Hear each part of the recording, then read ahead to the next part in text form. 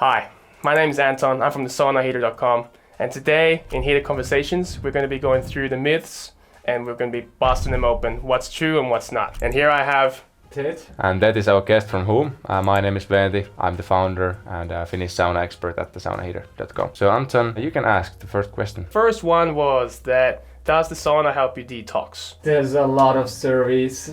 Some approve, some say it's not that clear, evident. For sure, what you can feel different after sauna. Yeah, the thing is you feel different, but are you actually different? It's really hard to say. There is a lot of different studies and different doctors have been studying it, but still it's hard to get the facts because it really depends on the sauna environment. Like for example, some saunas, if you don't have proper ventilation, your temperature at the roof will be 180, but then when you go lower, it could be all the way down to 80, for example. Yeah, what I would say for that is that I have read the 20-year study done by Jari Laukkanen, so the original sauna study. He has like a marketing type of gimmick, because what would do the detoxing? Well, sweating, but you also sweat when you work out. So can you say that if you go running, do you detox? So I think that's a bit of a myth that saunas help you detox in a way. Next question we have is, can you drink beer in a sauna? Can you drink it or is it recommended? Well, I mean, you can do whatever you want in the sauna. Me personally, well, it depends on the occasion, but I recommend it. I think it brings a different aspect to the sauna, but definitely not every time. But I mean, why not? Crack a couple cold ones during the weekends, like, what's the reason why not to really? It doesn't kill anyone. Well, I could say that most of the times when I go to sauna daily, I obviously don't drink. During the weekend, sometimes we have these hang-arounds with friends, so it's very usual in Finland that when everyone has a sauna is that you go there, you drink a couple beers. But what I would say is that if you decide to drink a few beers in a sauna, make sure that you hydrate a lot. Exactly. Because alcohol dehydrates you, sauna dehydrates you, so you get a massive hangover. Not that I would know, but if you drink a lot in a sauna and then sometimes the sauna sessions, 2-3 hours sauna and drinking beer while you do it, you just dehydrate yourself so much. So if you want to experience very, very bad hangover, then you should do it. There's some old timers in Finland who are like, it's called sauna kalja, so like sauna beer. So they always take a beer when they go to a sauna. That's maybe not a good habit, but can you drink beer in a sauna? Yes, you can. Is that healthy?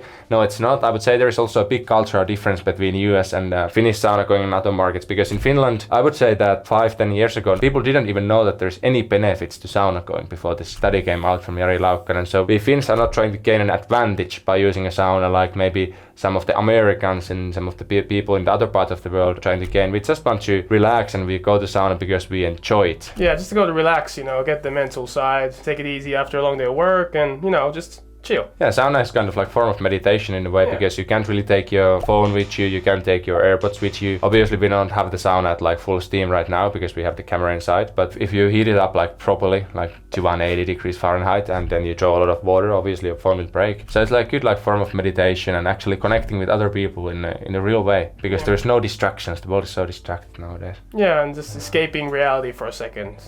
Sometimes you just want to relax and not think about anything, and I think the sauna is the perfect place for that. The sauna can be many things, like you said yourself. Is it a place for a party, like back in days, and we do it the same way in Estonia, or a place to relax and get into yourself? If you're having a party, it's okay to have some drinks, a couple of drinks, not a lot, but if you're just going to the sauna to clear your mind, if you do the meditation, you don't drink alcohol doing it. Yeah, drinking a couple of beers, we do the same in Estonia, but not inside of the sauna, just in between the sauna sessions, while you just cool down and then you grab a couple of beers. Okay. Yeah. But it's not that common to drink inside of the sauna room. For us, it's always that we drink the beer in the sauna and then we refill between the sauna sessions. What other questions do we have today? Should you wear clothes in the sauna was one. I think the obvious answer, for us at least, is definitely not. It's just going to be sticky, uncomfortable, and it's just tradition to be fully naked. That's the real way. Of course, we aren't fully naked here, but that's just because of you guys.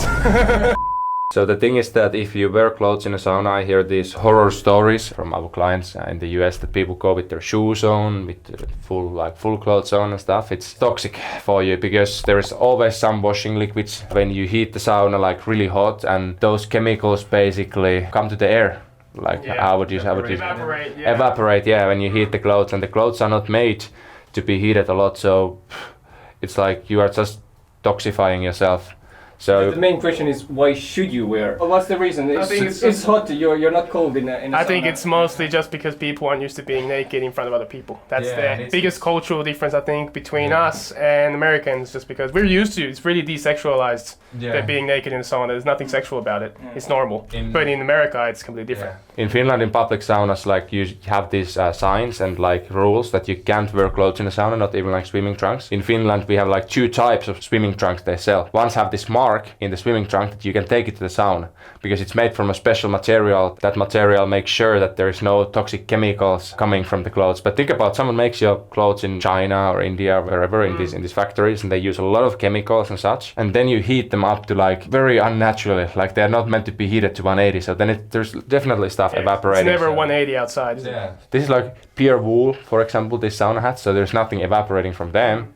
But like, you shouldn't wear clothes in a sauna. If you go with your friends, wear some swimming trunks, of course, but the less clothes, the better. The next question was about the sauna hats. Can you guys tell people why do we use these sauna hats? Or why do they help make the sauna sessions longer and more enjoyable? The biggest thing is that all the heat's going to be up high. As you can see, our heads are basically in the roof, and the heat goes up and it comes down to our heads. It's not beneficial to have all the massive heat on your head itself. That's why you have the hat. Basically how it works is it's pretty deep and it makes an air pocket, for example, outside. It has cooler air there, and then I put it in my head and all the cool air gets trapped in here, so then it keeps my head cool. So then that way hot steam comes, you don't need to duck down like you usually would as much. Yeah, the hat is basically insulating your head. So when you go skiing, you wear your hat to stay warm. When you go to sauna, you wear a hat for your head to stay cool. Basically, this is an insulator around your head. You don't want to heat your head. There's no health benefits for heating your head. And you have the most like small veins in your head, and the head is the thermostat of the body. When you draw water, all the heat comes. You don't want to heat the head. This is insulating your head and keeping the head temperature the same, so you can enjoy the sauna session for a longer time. So that's why you wear a sauna hat. Yeah, of course you can go without sauna hats, but it just makes it a bit nicer in a way. Then many people usually don't wear sauna hats. I usually don't. Yeah, I mean, I myself, I didn't really have a sauna hat before now. But now I will use it. Yeah. But yeah, it's the sort of thing that you would use if you have it, and I recommend getting it definitely. It's nice. I think it gives it a cool look. Everyone's here with a hat. It unites you in a way. Then maybe some people are wondering. So maybe a few words about the sauna itself. So it's the first time we are using the sauna, so we are obviously haven't built this, not experts in it, but we have home core sauna heater, which is a model from home, sold in Europe now, coming to the US maybe soon. There is some testing being done to make it sure it fits the US market. You sit a bit above the upper level of the sauna stones, not fully, but almost, which is pretty good. Your head is close to the roof, that's pretty optimal. We have pretty deep benches. If I would have to guess, maybe 22 inches deep. Yeah, it's a bit deeper, I think, over there than it is over here. It's a bit skinnier here, but it's okay because you can sit here and you still put your legs here and you can fit people. Like I am here, I can still a lot more space here. You can fit maybe 1, 2, 3 more people here. Yeah, you want to make your benches like optimally 24 inches deep, because then you can take your like legs to the same temperature zone, chill here. It's better to lay down. Probably someone is wondering the distance from foot bench to here should be around 18 inches for optimal sitting. Material wise, this is probably spruce. It looks spruce. I think spruce, yeah. That's usually a good material to build the structures of the sauna. And then benches, I think, are aspen or thermal aspen.